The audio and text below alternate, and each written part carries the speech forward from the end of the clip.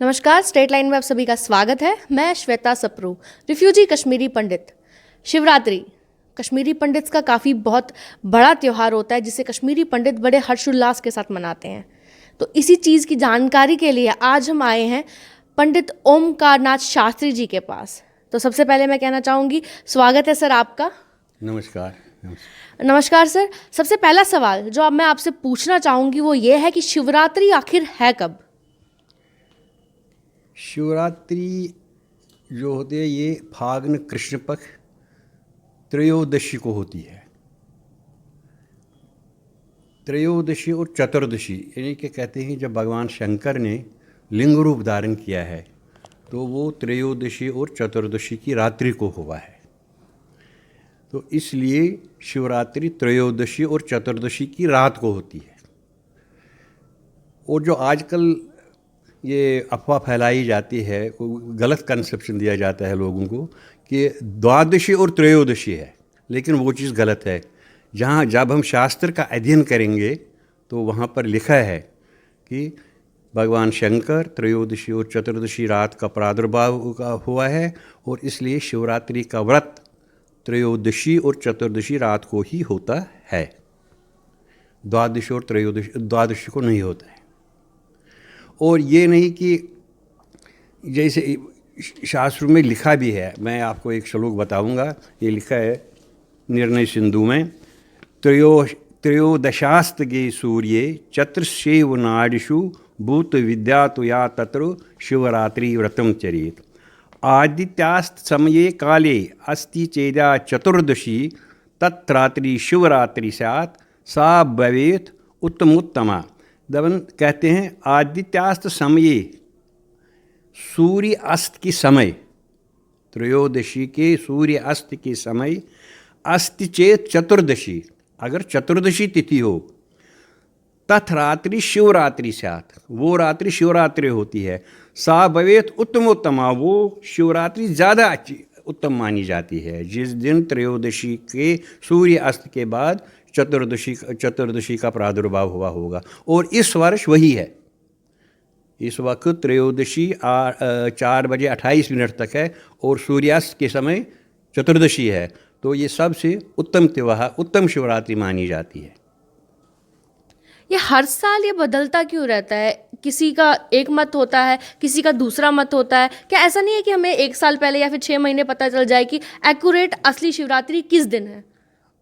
ये शिवरात्रि का जो विषय है ये कई सालों से कश्मीर में, जब हम कश्मीर में रहते भी थे वहाँ पर भी ये था कि कोई द्वादशी को करता था, कोई त्रयोदशी को, हम भी लिखते थे। परंतु वहाँ पर क्या था, वहाँ पर कश्मीरी पंडितों को एक छोटी सी जो कम्युनिटी है इसको 2 हिस्सों में बांटा गया था। कुछ मलमासी थे, कुछ बानमासी थे, जो गलत कंसेप्शन था। मालमासियों को कहते हैं आप द्वादशी को करो और बानमासी जो होते त्रयोदशी को करो, जो गलत चीज़ थी। तो पिताजी ने उस चीज़ को, मलमास और बानमास को ख़त्म किया। मलमास बानमास क्या चीज़ है? मलमास बानमास है, ज्योतिष में है कि 2.5 साल के बाद 1 महीना अधिक हो जाता है, उसी को हम अधिक मास कहते हैं, उसी को हम मलमास कहते हैं, उसी को हम बानमास कहते हैं, उसी का नाम पुरुषोत्तम मास भी है। 4 नाम है उसके। तो पता नहीं किसने ये किया था कि आप मलमासी या दो चीज़ों में, 2 पार्टियों में विभक्त किया था कश्मीरी पंडित को, परंतु पिताजी के अनथक प्रयास से वो ख़त्म हो गया।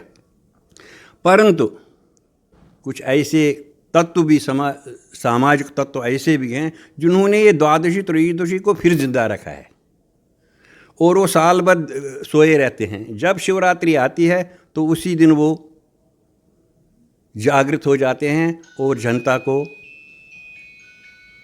दुविधा में डाल देते हैं, जो कि एक गलत चीज़ है। ऐसे असामाजिक तत्वों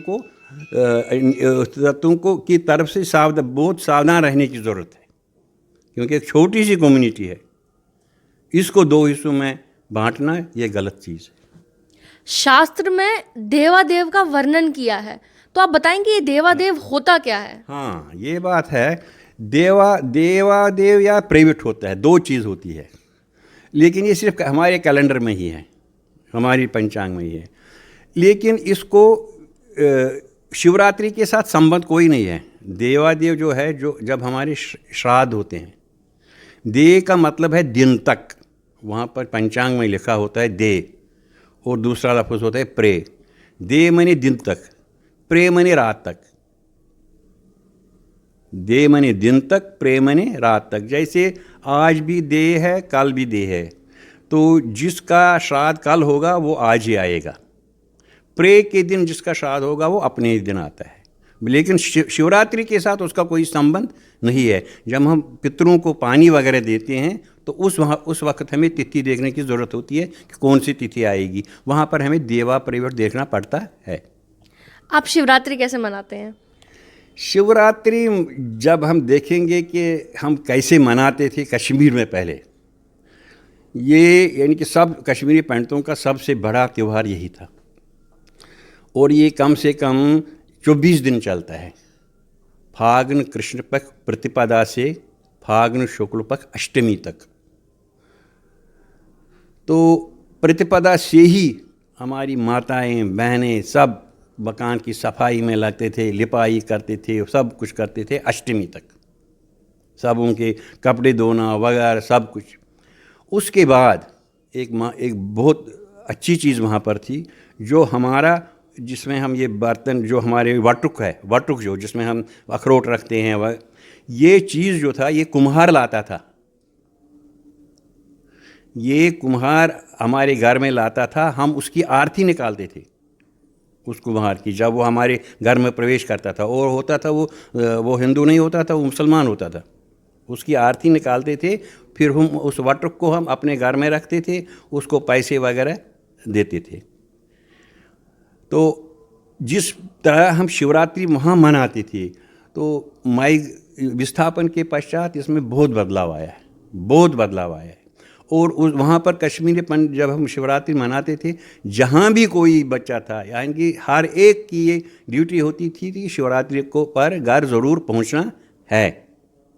और वहाँ एक प्रथा ये भी थी, तब तक हम खाते नहीं थे, खाना नहीं खाते थे जब तक हमारे घर में गुरुजी नहीं आते थे। चाहे रात के 4 भी बज जाए, 5 भी बज जाए, तब तक हम खाना नहीं खाते थे, क्योंकि वही पूजा करते थे।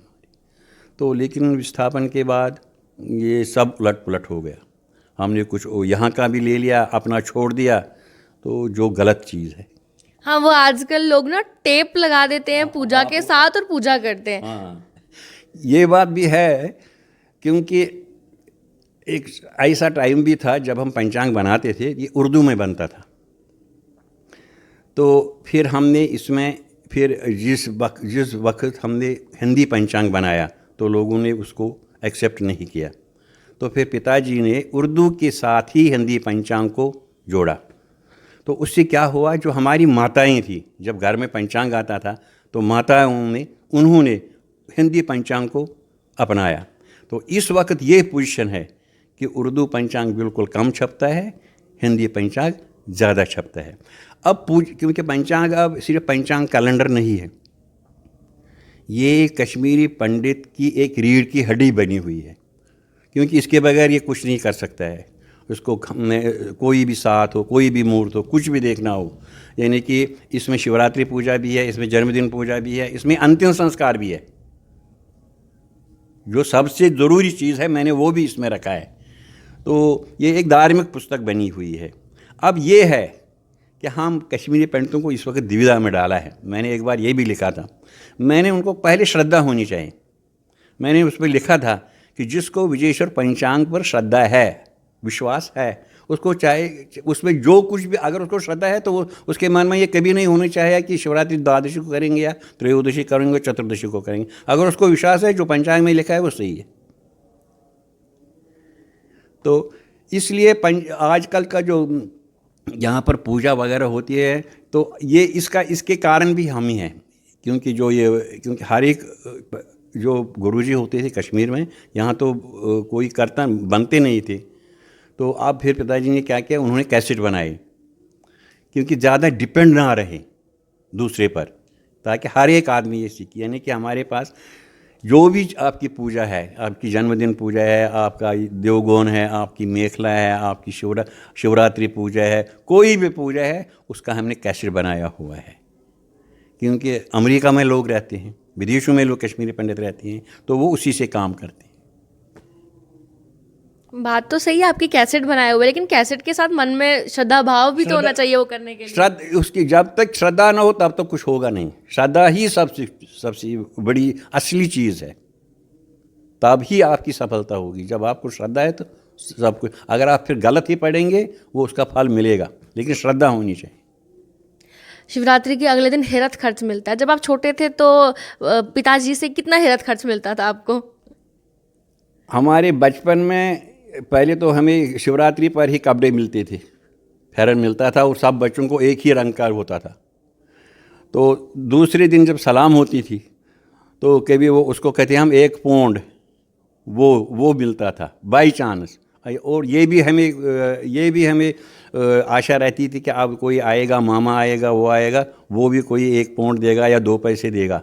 उतना था, उतने तक ही सीमित था। तो आजकल तो बात ही नहीं है।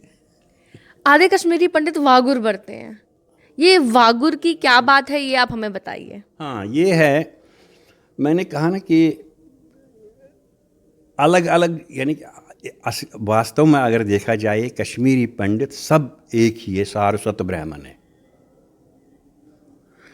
अब इसमें कुछ जो कहते हैं कि वागुर भी बरते हैं, यानी कि जो राजदान लोग हैं, राजदान जो है वो शिवरात्रि से पहले यानी कि द्वादशी को उसको वागर बाह कहती ही हैं।